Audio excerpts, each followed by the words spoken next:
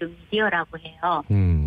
그래서 정보를 만드는 과정인 생산자 입장, 만든 정보를 소비하는 소비자 입장, 그리고 점점 다양해지는 미디어 기기와 콘텐츠 등을 활용하는 것까지도 미디어 교육에 포함합니다. 전통적인 미디어인 신문이나 방송도 있지만 요즘은 디지털 시대라고 하죠. 그래서 인공지능이 미디어에 미치는 영향까지 다루기도 해요. 네. 미디어 환경 변화에 맞춰 교육 내용도 따라가는 셈이죠. 미디어 리터러시라는 말을 들어보셨나요? 예. 예, 리터러시라는 말은 문해력이라고 풀어서 쓰죠. 미디어를 통해서 정보를 찾고 그 정보로 소통하고 비판하는 활동, 그리고 태도, 활용 등을 교육 내용으로 하고 있어요. 결과적으로 미디어에 휘둘리지 않고 우리가 미디어를 긍정적으로 활용해서 생활을 풍요롭게 하는 교육이 미디어 리터러시입니다. 그래서 유치원생부터 성인에 이르기까지 미디어를 사용하고 있고 올바른 방향의 교육을 원하는 곳이며 모두 교육 대상이기도 해요. 특히 청소년들의 올바른 미디어 교육을 위해서 한국언론진흥재단에서는 학교 미디어 교육에 많은 관심과 지원을 하고 있습니다. 예. 네. 부산 소식을 전국 뉴스에도 만나볼 수 있지만 역시나 지역 언론사가 많이 다루게 되는데 지역 방송이나 신문사 왜 중요하다고 생각하십니까? 우리 개개인이 살고 있는 공간은 한정적이고 제한적인데요. 이 말은 내가 전국에서 살거나 세계 곳곳에서 계속 살 수 없다는 말입니다. 만약 가능하다면 일시적인 출장 또는 여행 혹은 몇 달 살기 체험으로 살아볼 수는 있겠죠. 누구나 한 곳에 주소를 두고 살 수밖에 없고 내가 살고 있는 곳이 살기 좋은 곳이기를 바라지요. 예를 들어 누군가 해외여행 중에 한국인을 만나는 것도 반갑지만 둘이 얘기를 터게 돼서 어디에 사느냐고 물었을 때 같은 부산에 산다고 하면 금세 마음이 열리거나 그런 경험이 있거나 들어보셨을 겁니다.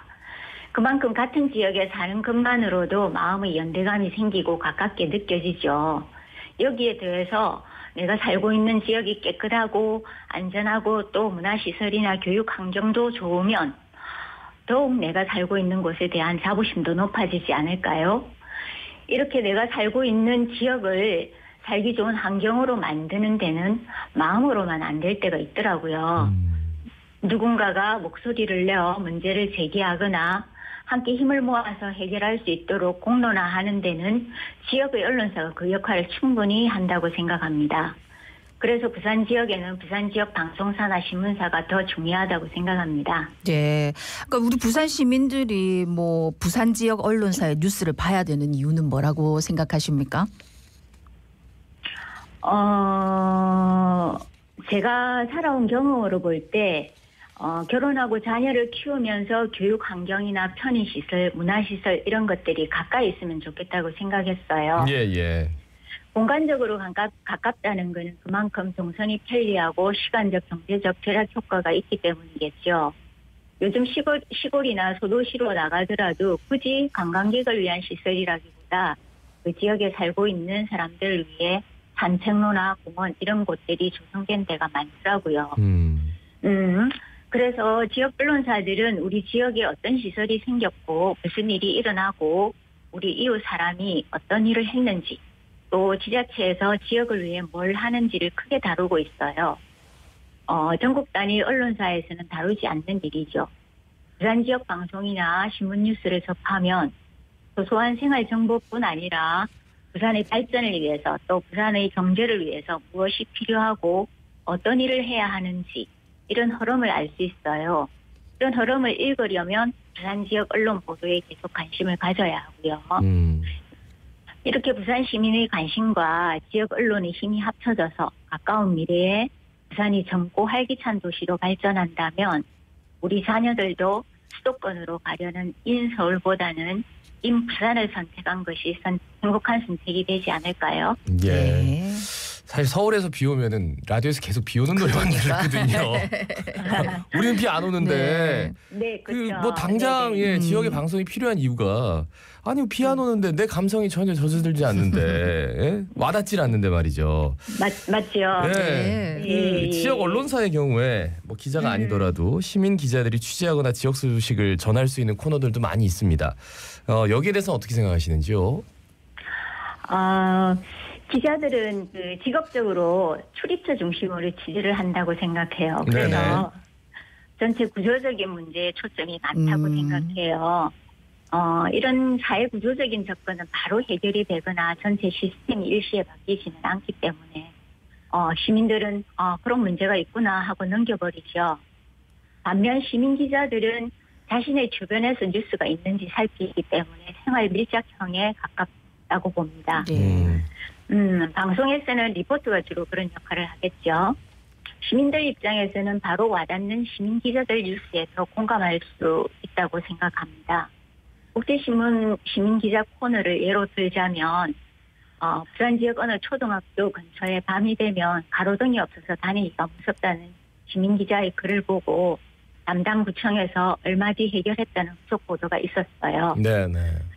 그렇게 바로 해결이 되었으니 시민 기자 스스로도 만족스럽고 또 학교 주변을 오가는 시민들도 뉴스의 효과를 바로 알게 됩니다. 또 다른 사례로 한 외국인이 한국에서 수입되는 버스 한글을 보고 한국에 관심을 가지게 됐고 유튜브로 한국말을 배우다가 한국에 있는 도시 부산으로 유학까지 오게 됐는데요. 그가 시민기자로 한국어 학습 경험을 글로 적어서 신문에 실었고요. 우리는 그 글을 읽고 부산에서 한글을 배우는 외국인 사례로 그 외국인을 기억하겠죠. 네. 네네. 앞으로 우리 지역 언론사들이 시민들의 관심을 더 많이 받고 더 성장하려면 어떤 게 필요하다고 생각하십니까? 요즘은 앞에서도 얘기했듯이 디지털 시대이고 SNS로 소통을 많이 하는 시대입니다. 그러다 보니까 개인의 어떤 선택이나 결정에 대한 고민 또는 개인이 당한 황당한 일이 뉴스화되고 공론화되기도 하더라고요. 아마도 나라면 어떻게 했을까? 나에게도 이런 일이 생기지 않을까? 이런 공감대가 있기 때문이라고 봅니다. 이런 현상을 옳다 그르다 맞다 틀리다로 단정하기보다는 하나의 새로운 흐름이라고 봅니다. 온라인에서 일어나고 있는 새로운 흐름을 분석해서 시민들과 좀 더 공감할 수 있는 언론이 된다면 부산 시민들도 지역 언론사를 더 사랑하고 가까이 하리라 생각합니다. 네. 말씀 새겨 듣겠습니다. 잘 들었습니다. 고맙습니다. 네, 감사합니다. 한국언론진흥재단의 윤영희 미디어 교육 강사였습니다. 지금 여러분은 부산의 목소리 자갈치 아지매를 듣고 계십니다. 부산 시민 여러분, 아지매 방송을 들으이소. 함께 목소리를 내주이소.